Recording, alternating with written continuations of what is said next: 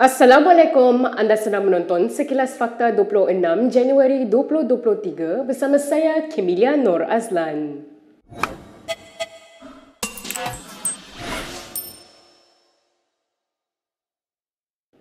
Kerajaan perlu bersuara dalam isu bayaran kepada pengundi dan dua agensi berkaitan perlu sepakat cari persefahaman bagi membezakan rasuah dan sedekah. Menurut ahli MKT UMNO, Ahmad Syabiri Cik, ketika ini SPR tidak pernah meminta calon yang bertanding kemukakan kos membayar pengundi luar. Kata Syabiri lagi dalam kenyataannya, syarat untuk calon membuat pengisytiharan perbelanjaan hanya di atas kertas, namun SPR tidak pernah memeriksanya secara terperinci. Bekas menteri itu menjelaskan, amalan rasuah politik dan bayaran atas nama membiayai perjalanan seseorang pengundi dibezakan oleh satu garis pemisah yang sangat nipis. Mengikut amalan sekarang, tambah Syabiri, SPR membenarkan pemberian sagu hati dan terpulang kepada parti politik untuk mengagihkannya. Namun, ia akan mendesak sesebuah parti politik mencari sebanyak mungkin dana termasuk melalui kaedah yang salah. Bekas ahli Parlimen Kemaman itu memberi contoh di kalangan orang muda, misalnya mengalami perubahan kejutan budaya apabila ramai menganggap mengundi itu suatu kerja. Pada masa sama, SPR dan SPRM dakwa Syabiri kurang sepakat menangani isu berkenaan. Amanah Kedah menyela tindakan Menteri Besar Negeri itu Muhammad Sanusi Muhammad Noor yang didakwa terus memainkan isu-isu perkauman. Dalam satu video, Sanusi mendakwa Menteri MITI mempunyai agenda tersembunyi mahu membawa konsep pembangunan perumahan dari Singapura. Kata Ismail dalam satu kenyataan media, Sanusi cuba meracuni pemikiran orang Melayu. Kononnya Menteri KPKT itu mahu membawa agenda pilihan raya kerajaan tempatan apabila mahu tiru pembangunan perumahan negara jiran itu. Pakar pada Singapura ni akan jadi konsultan untuk KPKT. Matlamat terbesar DAP dalam perumahan dan kerajaan tempatan ialah mengadakan pilihan raya kerajaan tempatan. Merujuk dalam satu video, Sanusi dalam ucapannya antara lain mendakwa DAP mahu melaksanakan pilihan raya kerajaan tempatan bagi menguasai kerusi ahli majlis PBT. Selain itu, dakwanya PH juga mahu merealisasikan agenda The New Silk Road yang menjadi dasar kerajaan China. Ismail berkata, Sanusi yang kononnya mendakwa kerajaan PAS Kedah menyekat agenda Silk Road, tetapi sebaliknya mereka bekerjasama dengan syarikat dari China untuk projek pelombongan nadir bumi. Sementara itu, tambah Ismail lagi, langkah kerajaan meniru pembangunan perumahan yang dilaksanakan oleh Housing Development Board HDB Singapura adalah suatu tindakan yang sangat baik untuk meningkatkan kualiti perumahan di Malaysia.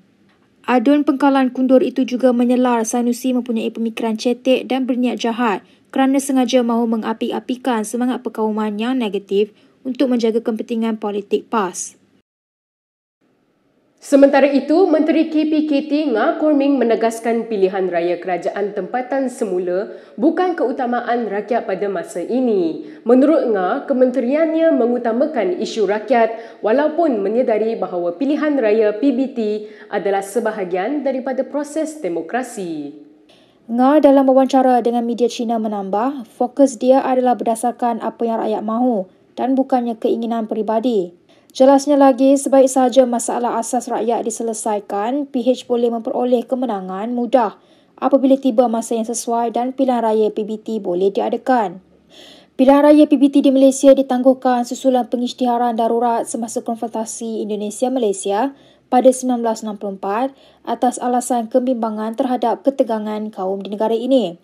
Akta Kerajaan Tempatan kemudiannya diluluskan pada tahun 1976 memansuhkan pilihan raya PBT dan sejak itu sehingga hari ini, pegawai Kerajaan Tempatan seperti Presiden Majlis Perbandaran, Datuk Badar Majlis Bandaran dan Ahli Majlis Tempatan dilantik oleh kerajaan negeri masing-masing. Pada sekitar tahun 1960-an, kaum Cina merupakan majoriti penduduk di kawasan bandar di Tanah Melayu. Tetapi dalam bancian 2020, 3/4 daripada penduduk Malaysia didapati tinggal di bandar dengan kebanyakan penduduk bandar lebih 62% adalah bumi putera. Disember lalu ketika Ngah mula bertugas sebagai menteri, dia juga memberitahu media bahawa mengadakan pilihan raya PBT tidak akan menjadi tumpuan segera kementeriannya. Presiden PAS Abdul Hadi Awang lantang menentang pilihan raya PBT diadakan semula dengan mendakwa beberapa bandar didominasi oleh masyarakat Cina dan alasannya mereka akan membenarkan arak dan perjudian kepada orang Islam. Berita seterusnya, Syed Saddiq mengelak tindakan polis memanggil Farhan Iqbal dan Nur Suhana Ishak untuk memberi keterangan mengenai insiden semasa kempen PRU lalu. Ahli Parlimen Muar itu berkata polis sepatutnya menggunakan masa, tenaga dan sumber yang ada untuk menyiasat dalam insiden kekecohan. Semalam dilaporkan polis memanggil Farhan dan Nur Suhana untuk memberi keterangan berhubung ucapan mereka di Twitter yang mengaitkan pemuda UMNO semasa kekecohan pada ceramah muda di Muar pada Oktober lalu. Nur Suhana merupakan pembantu kepada Ahli Parlimen Bentong Yang Syafura Othman akan memberi keterangan di IPD Sentul, manakala Farhan yang juga Setiausaha Akhbar Menteri Ekonomi Rafizi Ramli dipanggil ke IPD Putrajaya. Kedua-dua mereka disiasat mengikut Seksyen 500 Kanun Keseksaan kerana jenayah memfitnah yang membawa hukuman penjara sehingga 2 tahun, denda atau kedua-duanya. Mereka berdua turut disiasat bawah Seksyen 233 Akta Komunikasi dan Multimedia 1998 yang boleh dihukum sehingga 1 tahun penjara, denda sehingga RM50,000 atau kedua-duanya sekali jika sabit kesalahan. Pada 17 Oktober tahun lalu, ceramah muda di Muar dicemari insiden provokasi sekumpulan lelaki berbaju hitam. 2 klip video tular kemudiannya disebarkan di media sosial yang memperlihatkan sekumpulan lelaki bermotosikal yang mengganggu ceramah berkenaan. Dalam perkembangan yang sama, telefon Farhan dan Nur Suhana telah dirampas polis selepas hadir memberi keterangan di IPD Sentul hari ini. Bagaimanapun, mereka tetap memberi kerjasama dengan polis dan menyerahkan setiap dokumen yang diminta. Kes ni, for me, akta ni kita pindah supaya bila ada siasatan, tak ada lagi rampasan.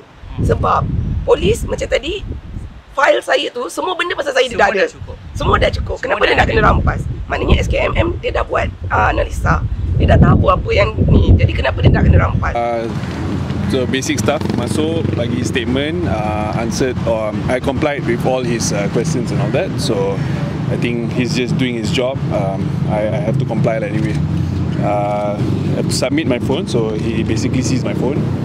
Other than that, let's just hope for the best. I just hope that they actually find out who was the ones behind the actual provocation. I think everyone knows that 2 provocations happened when Saddiq was campaigning. So to me that's a more pressing matter than the actual tweets itself lah.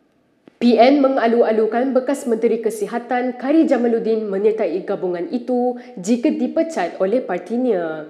Naib Presiden PAS Ahmad Samsuri Mokhtar berkata Khairy boleh memilih untuk menyertai mana-mana parti dalam komponen PN.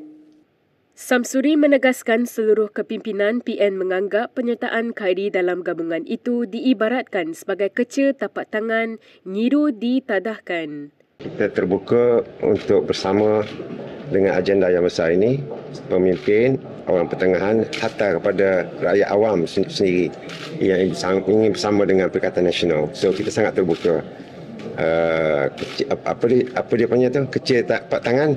Nyiru saya tadahkan. Maksudnya bersedialah kalau dia memohon ke? InsyaAllah bersedia. Atau adakah PN sendiri bersedia nak menawarkan? Kita tengok apa berlaku petang ni dahulu insyaAllah. Jelas Samsuri lagi, pemimpin parti dalam PN sentiasa bersikap terbuka dan menerima mana-mana pemimpin politik atau individu untuk bersama mereka melaksanakan pelbagai agenda kepada rakyat.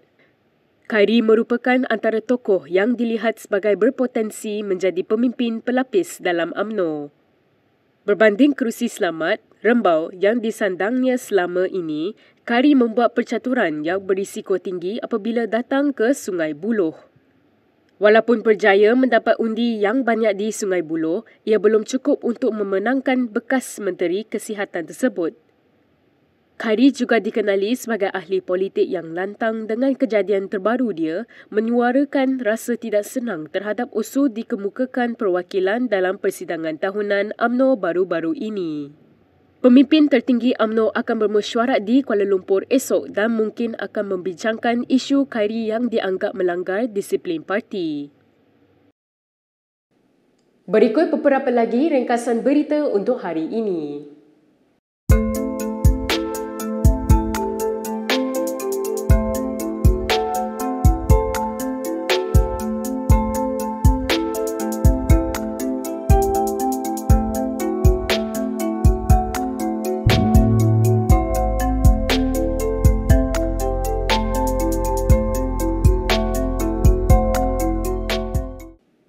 Sekian sahaja daripada saya, Kemilia Nur Aslan untuk Sekilas Fakta. Untuk lebih banyak berita, anda boleh melayari kinitv.com. Anda juga boleh mengikuti kami di Instagram, Twitter, YouTube dan Facebook. Salam hormat dan jumpa lagi.